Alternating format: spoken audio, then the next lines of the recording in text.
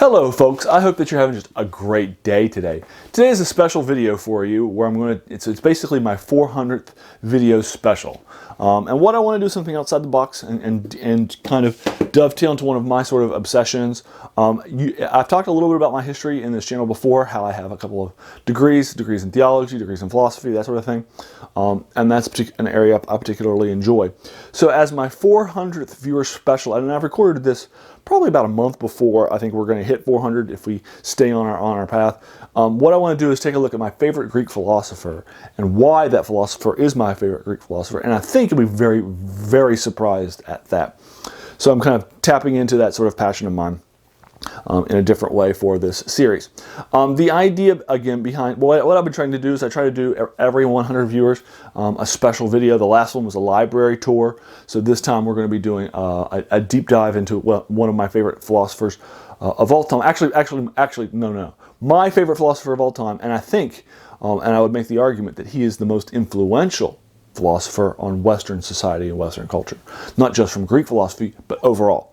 So let's go ahead and take a look at it. So who is my favorite philosopher from the Greek era?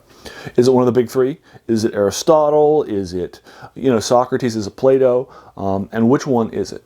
I think most people would assume that if you're taking a deep dive into Greek philosophy, then that would be one of your three choices. Particularly if you're not super familiar with philosophy. Those are, I think, the three obvious choices. But no, it's not one of those. Now, there were a lot of Greek writers during their time that wrote plays, that wrote things like Euripides or Sophocles, who had these great plays, like Oedipus Rex, that has a large number of these sort of philosophical ideas in them. And they told their philosophy through other mediums, not through a philosophy treatise. Are those one of my favorite philosophers from the Greek era? Nope, they're not either.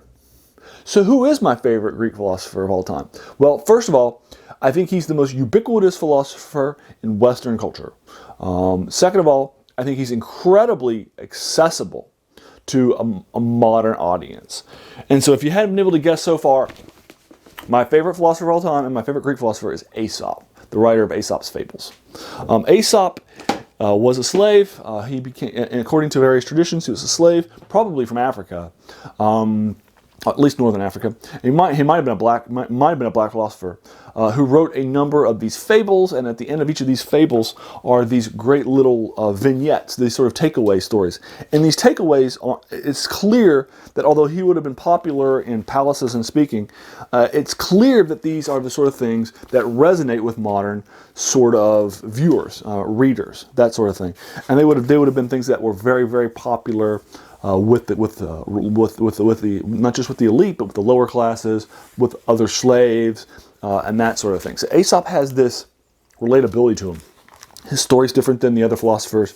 He came from a different place, and that sort of thing. And his applications, his morals, those sorts of things are great. I've read this book like 5 times.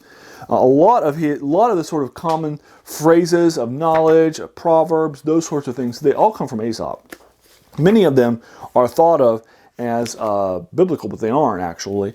They actually come from Aesop, pure and simple. Everything you need to know about life and surviving in life, you can learn by reading his collection of his fables and just taking these various lessons that he has to heart.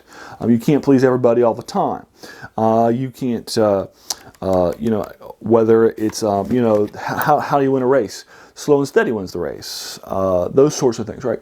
All these great lessons from Aesop. And I would heavily recommend that if you have not encountered Aesop before, if you haven't sat down to read an Aesop work, specifically one of his great collections that publishes all of his fables, rather than just 4 or 5 that were meant for kids, I would recommend that you do so, that you take a time out to go read them, do a deep dive into it. You'll do yourself well.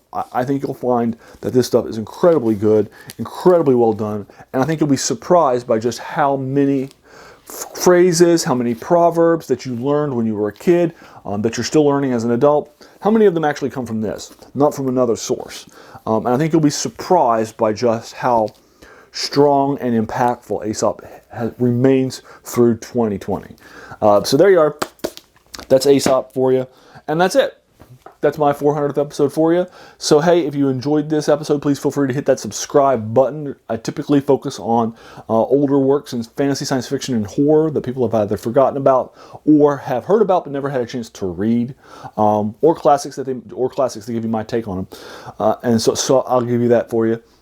Typically, I do reviews of that, although occasionally I'll do some other things too. Here and there, I'll talk about some of those things. I'll have the occasional other video on there too. So if you like this, hit that subscribe button. There's going to be a lot more to follow. I try to do 4 videos a week. One of them is also about my condition living with HD too, so if that's something you're interested in, you can follow that too. And then finally, if you watch this video all the way to the end, I just want to thank you for taking some time out of your day and investing it in my video. We all have so many things happening in our lives and so many being pulled in so many different directions, right?